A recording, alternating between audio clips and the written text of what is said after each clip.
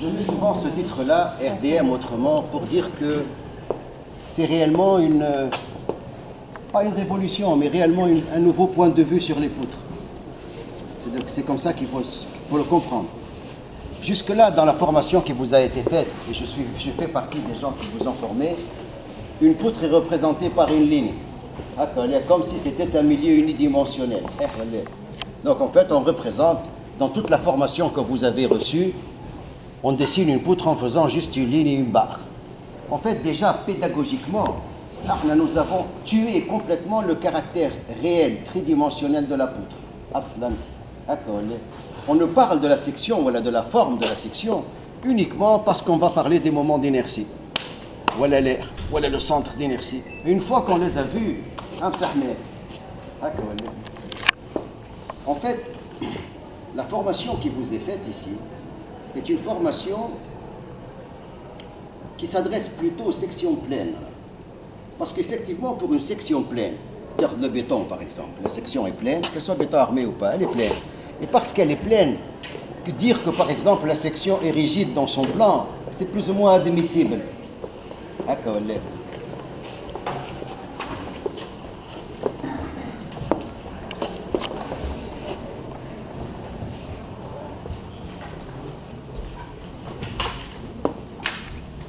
Dans la réalité, autour de vous, quand est-ce qu'on utilise des sections pleines, alors, à part le béton?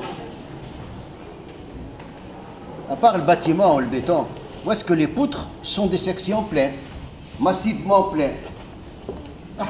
D'abord, l'économie et les raisons évidentes de légèreté et d'économie veulent que les sections soient le plus minces possible. Est-ce qu'on est d'accord? Et si vous regardez autour de vous, regardez celles de la construction métallique, ce ne sont que des sections minces.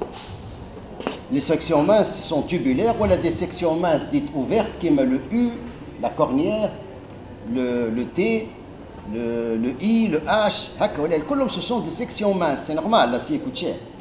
Le béton, ça coûte beaucoup moins cher, donc on peut se permettre de faire des sections pleines. De toute façon, à cause des problèmes de coffrage, on ne peut pas se permettre de faire des sections très compliquées. En fait, la très grande majorité des poutres dans la nature ne sont pas des sections pleines, ce sont des sections minces. Et ces minces plus ou moins compliquées. Vous avez celles de la construction métallique, vous les connaissez, et vous avez aussi par exemple celles de l'aluminium, que vous voyez un petit peu partout, il y a fait la menuiserie aluminium, qui sont très minces et très compliquées, qui te chauffent. Et regardez autour de vous, vous verrez que la légèreté oblige de toute façon à n'utiliser que des profils minces. Et il n'y a réellement qu'en béton et dans le bâtiment que nous utilisons des sections pleines. Peut-être aussi ça a dans les constructions en bois, le bois est un peu plus massif, parce que le bois ça coûte cher et qu'on arrive à le former comme on veut, c'est plus ou moins mince, plus ou moins épais. C'est vrai. Bien. Au-delà de ça, jusqu'à fort longtemps, nous avons toujours utilisé des sections homogènes, faites d'un seul matériau. À part le béton armé, que vous pouvez voir comme un matériau composite, puisqu'il y a du béton et de l'acier.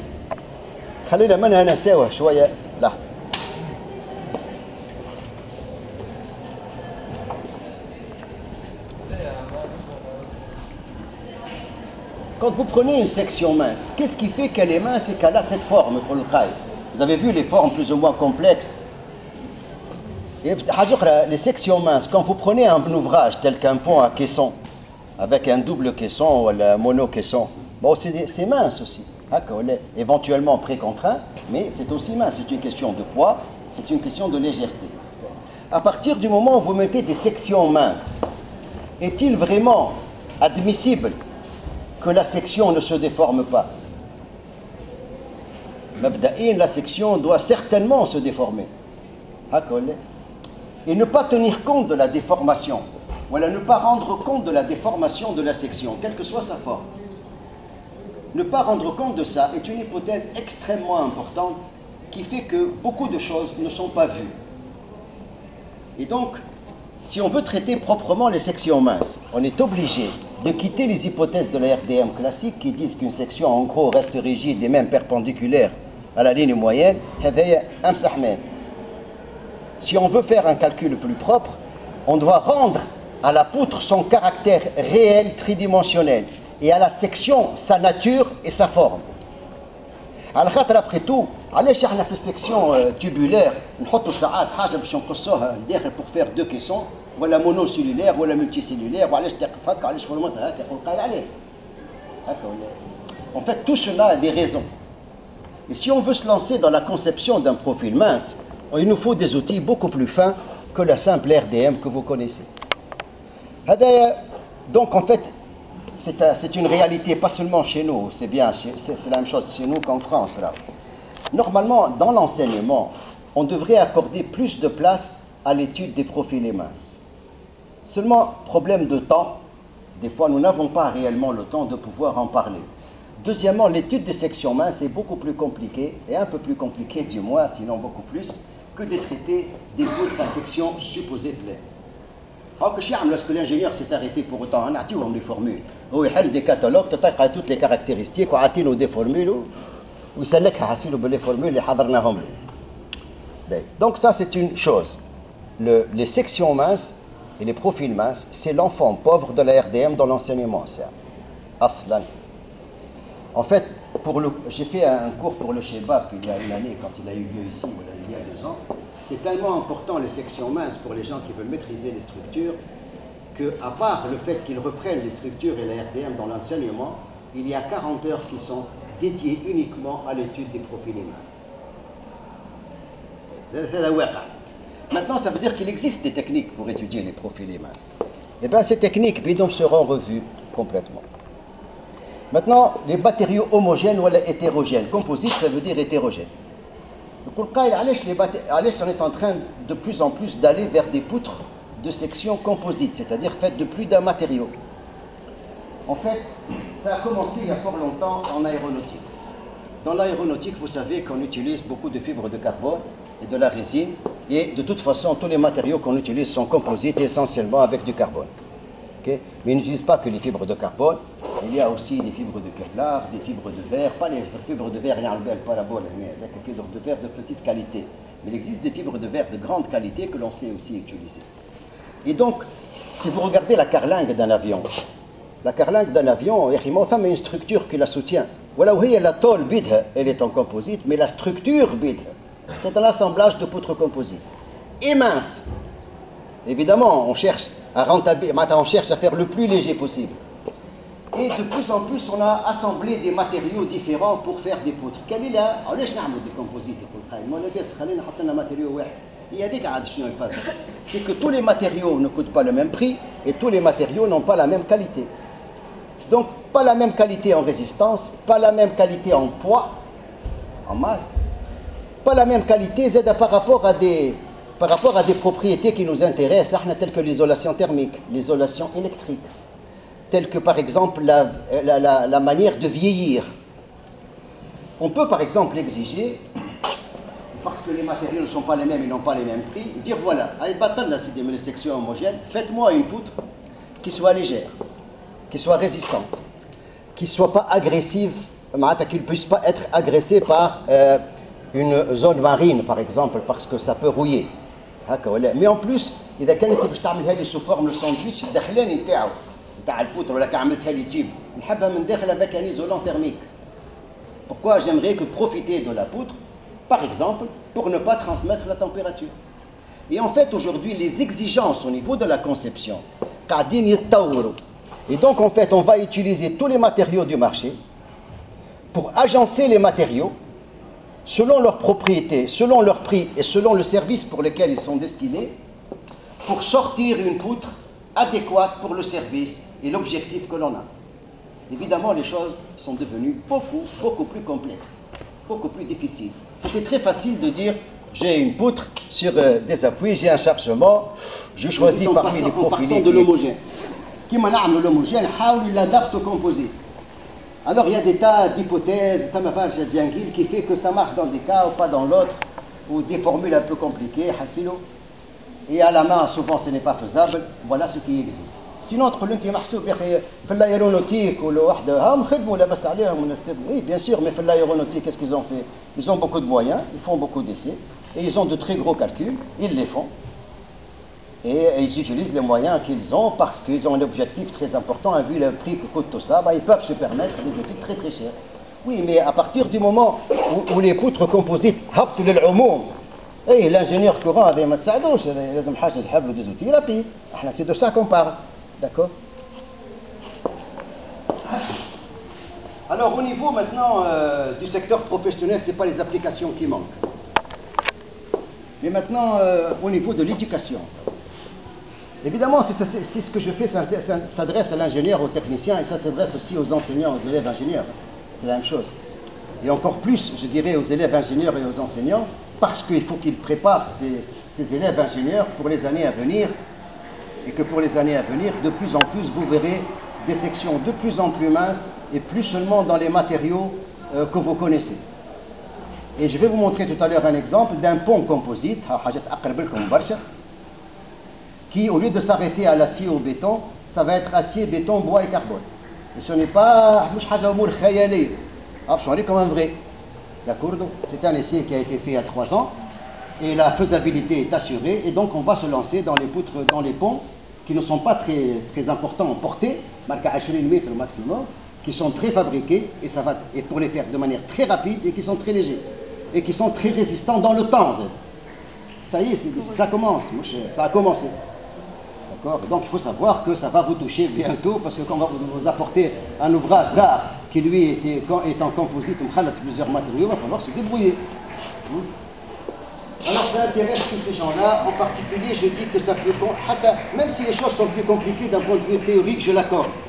Mais quand on a un logiciel qui permet de visualiser les choses, qui m'a les gauchissements, qui m'a les effets poissons, qui m'a la déformation 3D, qui m'a la contrainte en tout point, et que l'outil est très rapide et que chacun peut l'utiliser, on va dire qu'il remplace un peu une sorte de grosse calculatrice pour l'ingénieur. Je dis que ça peut être un support pour compléter la formation sur les poutres. C'est ça que je dis. Okay. Ça peut compléter la formation sur les poutres, en particulier pour les profils minces, et vous pourrez voir aussi que ça permet vraiment d'introduire de manière simple l'utilisation des matériaux composites, rien qu'en mettant 2 matériaux. Voilà, c'est comme un exemple simple. Je prends une poutre avec 2 matériaux différents. Rien que quand je chauffe, ça ne va pas se dilater pareil, vous êtes d'accord? Et qu'est-ce qui va se passer? Elle va fléchir. Elle va s'incurver, donc les efforts intérieurs sont nuls, puisque c'est isostatique, console. Et pourtant, il y a des champs de contraintes à l'intérieur.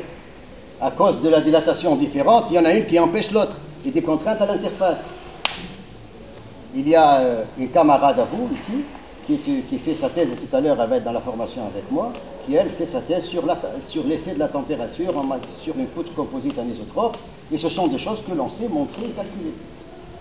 Avec une théorie de poutre évoluée, ben on est capable de trouver la distribution de température dans chacun, et les contraintes dans chacun, la contrainte à l'interface, et que elle se met à réfléchir, d'accord? Parce que le matériau composite, on a ça. Okay. Donc, et quand le matériau est composite, prenez un matériau composite, vous tirez, ben, la contrainte axiale dans chacun n'est pas la même. Et donc la contrainte axiale est discontinue, c'est pas la même d'un matériau à l'autre, c'est normal. Mettez 2 ressorts de rigidité différentes. Avec une même déformation. L'allongement est le même. K n'est pas le même, donc la force n'est pas la même. C'est évident. Voilà. Regardez maintenant les contraintes axiales. Je tire sur un matériau composite. Je tire. Et bien les contraintes dans chacun des matériaux ne seront pas les mêmes, elles sont même discontinues. Et on peut calculer ça et regarder la contrainte dans chacun. Voilà. Voilà à quoi ça peut servir. Tout à l'heure, je vous parlais de l'aluminium. Construction métallique qui fait يلتجئوا للكالكول يشوفوا جماعة l'aluminium شو جماعة construction métallique يقولوا بربي كالكل لنا هذوما. Des gens qui m'ont écrit, voici, j'ai fait ça pour eux et je vais les voir le 15 décembre. C'est pour voir ce qu'on peut faire sur ça. Donc voilà, voilà le genre de truc qui peut être calculé, c'est calculable, je l'ai fait. Et ça, pour moi, c'est pas si compliqué que ça. Comme elle est composite, mais en fait, quel que soit le composite, mince ou pas mince, c'est pareil. Donc, comment ils découvrent ça, comment on peut faire ça aussi vite. Voilà.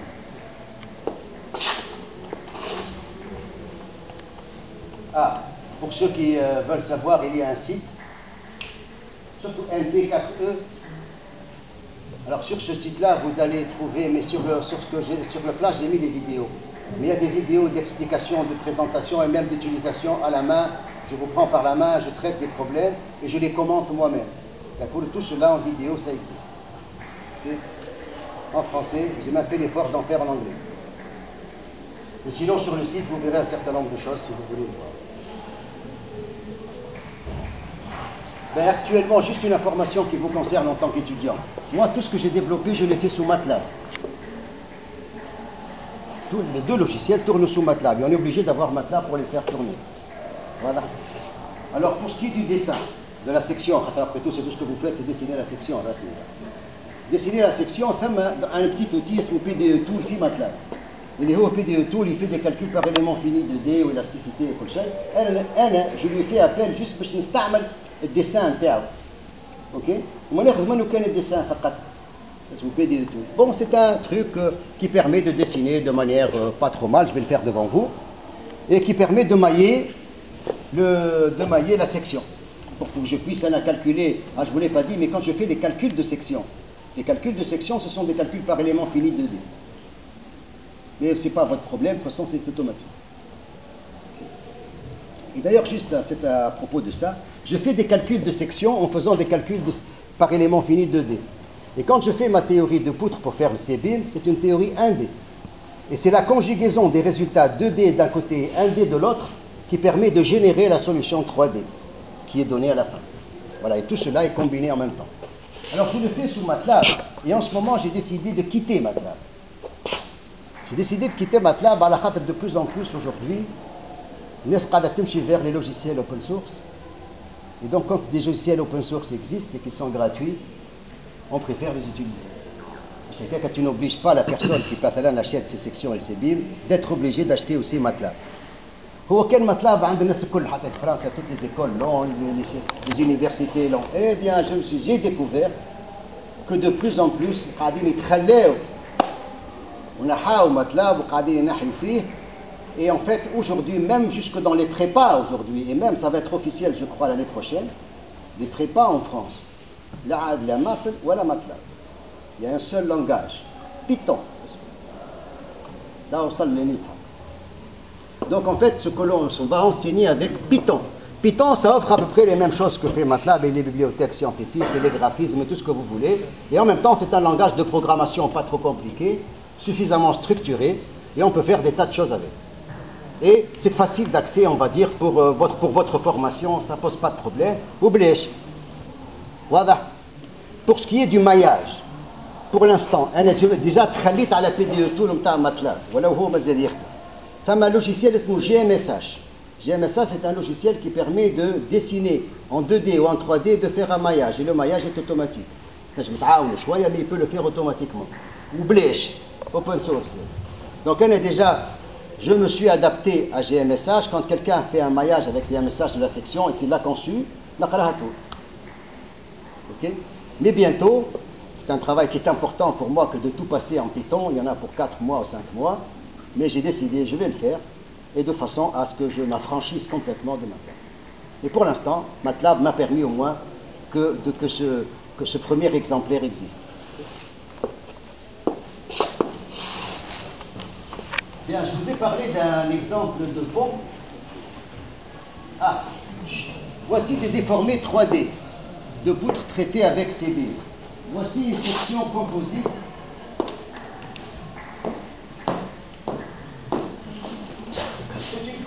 C'est un stratifié, ce sont des couches avec résine. Nous, on connaît le matériau d'isotrope transverse. Et vous avez des directions différentes. 0 degré, 30, 30, 0. Avec ça, ma symétrie miroir. Avec antisymétrie. 0 plus 30, moins 30, 0. Alors, remarquez comment fonctionne un composite. C'est assez complexe et inattendu. Si on fait une traction sur un matériau qui est une poutre de ce type, qui est symétrique, composite symétrique stratifié. Quand vous tirez, vous savez ce qu'elle fait, elle fléchit latéralement. Et ça, c'est le caractère anisotrope et c'est dû au séquencement des couches. Par contre, dès qu'elle a détourné symétrique, j'ai changé une orientation. Le même effet, je fais une traction, en torsion. Traiter un matériau, une poutre composite, un matériau anisotrope, ça donne lieu à des déformations qui sont très inattendues. ce n'est pas facile à imaginer et il n'est pas facile de prédire rapidement, sans expérience, de ce que ça va donner. Voilà. Et donc, vous avez la possibilité avec ça, pour ceux qui auront l'occasion de le faire, de regarder comment on fonctionne quand on met une section composite, quand je fais une flexion, une torsion. Je nous mets des couplages, les machines dans tous les sens et comment ça a lieu. Et tous ces couplages, on sait en rendre compte. Vous prenez ça. Ça, c'est un octogone et ça s'appelle de l'enroulement filamentaire. L'enroulement filamentaire, il y a aussi des tubes composites.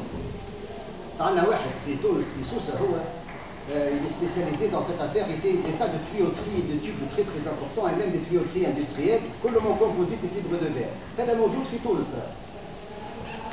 Bien. Il a même fait autre chose, un exemple ce sont des égouts. Des égouts, ce sont des tubes panawais, très très grands, bien plus grands que moi, et dont la forme est ovoïde, très spéciale. Il fait ça pour les égouts de la Belgique, en Bruxelles. Ils sont faits ici. Et tout est en fibre de verre. Vous connaissez des fibres de verre de qualité plus ou moins standard et de la résine.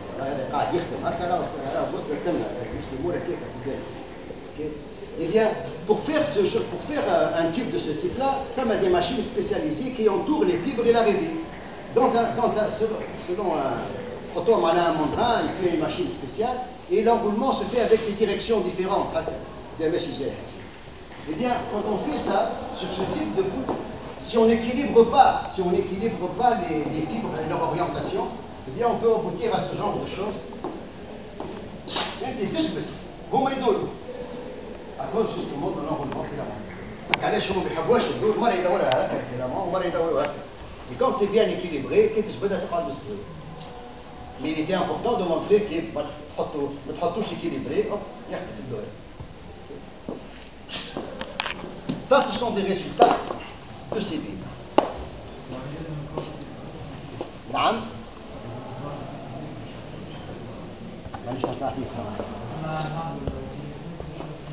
Et généralement, on équilibre les couches.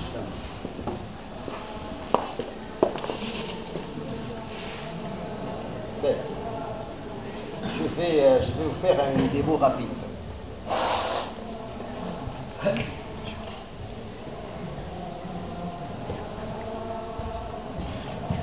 Bien, je prends une chaise.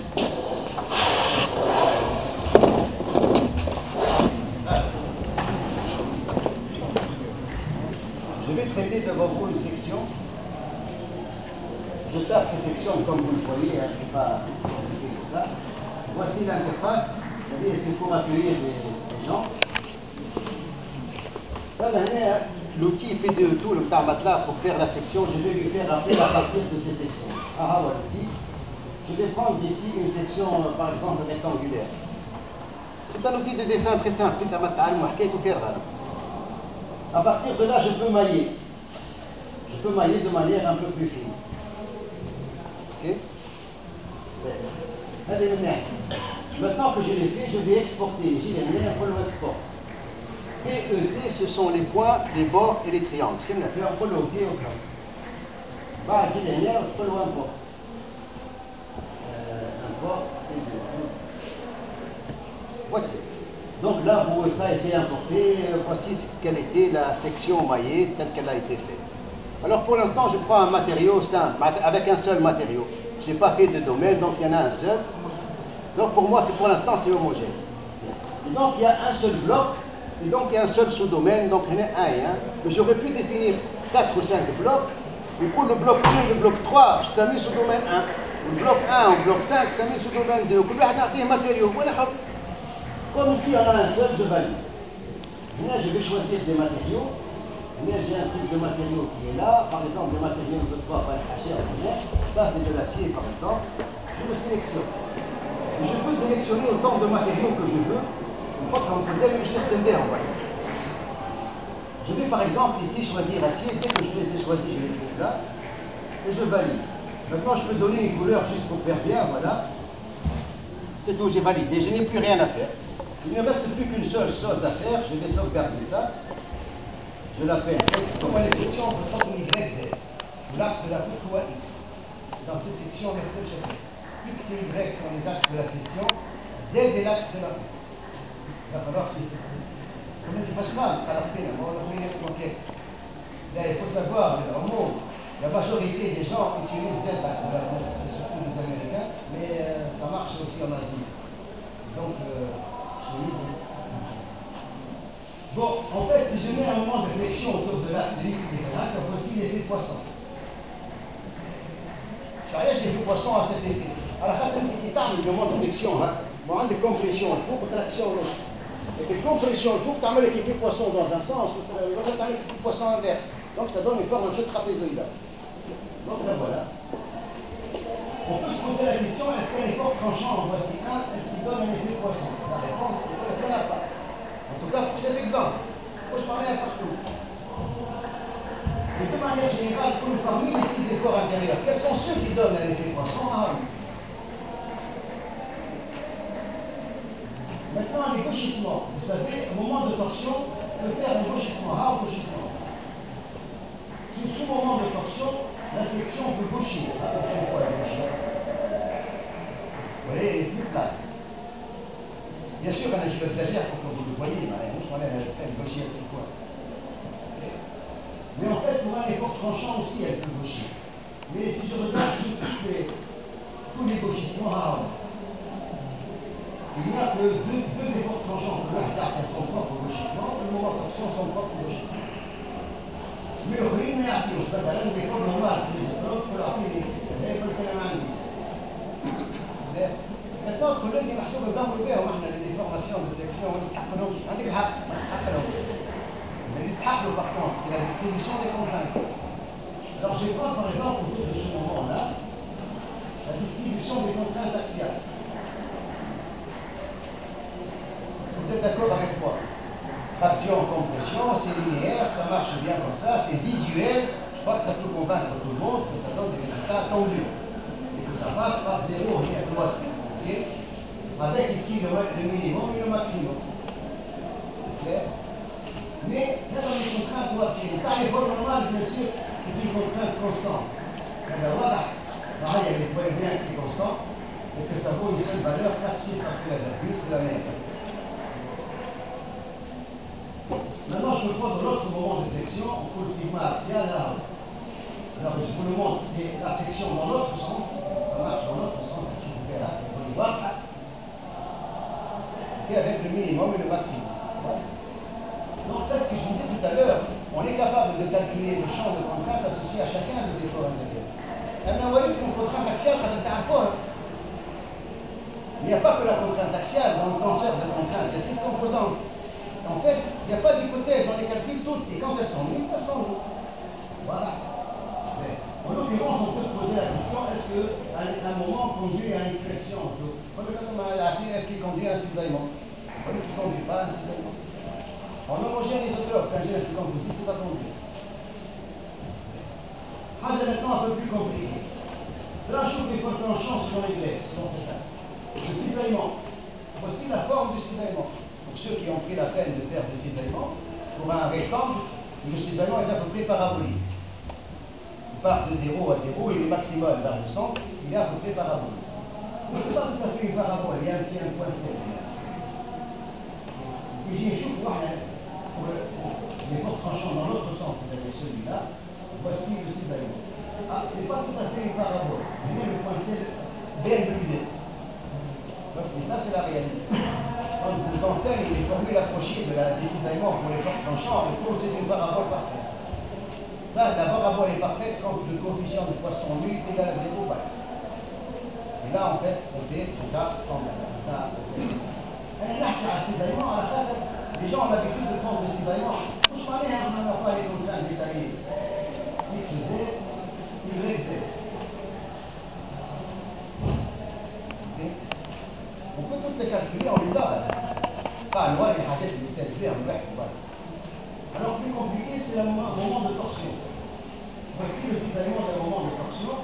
Quand vous faites une torsion, le cisaillement est maximal vers l'extrémité. C'est facile à comprendre. Et on sait, par exemple, ceux qui ont l'habitude des rectangles, que le maximum est atteint sur la moitié de la grande arête, tel qu'il est apparu ici. Okay? Et on sait aussi qu'il est nul au centre. Il est effectivement nul au centre.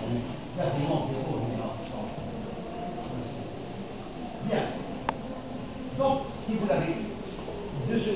premier calcul, on a vite introduit une section par sa forme, on a mis un matériau, on a nouveau la calcul.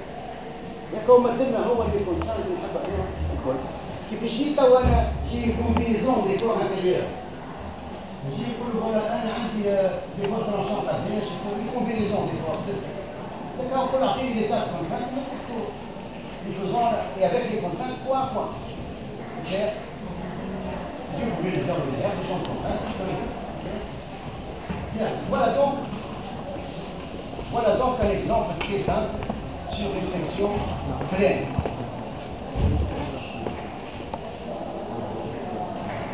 Je vais prendre maintenant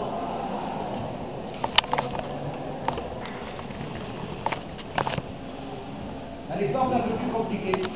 Cette fois-ci, c'est une section mince, multiple cloisonnée, semi-ouverte, semi-fermée. Voilà, qui a déjà été calculé. Le temps de calculation pour 7 secondes.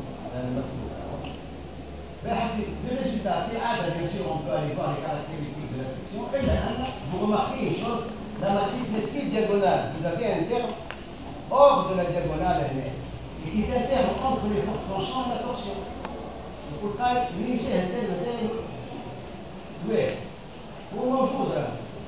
c'est parce que si vous prenez une section qui n'est pas symétrique, ça c'est facile à comprendre. Regardez.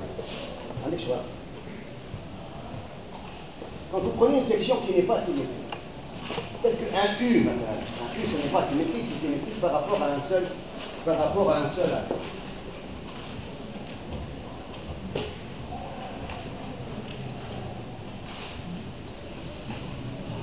Voici un U.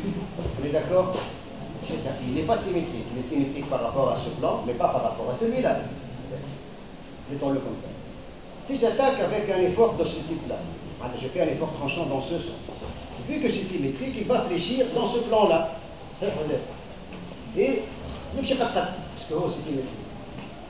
Si par contre, je viens l'attaquer selon un axe de non-symétrie,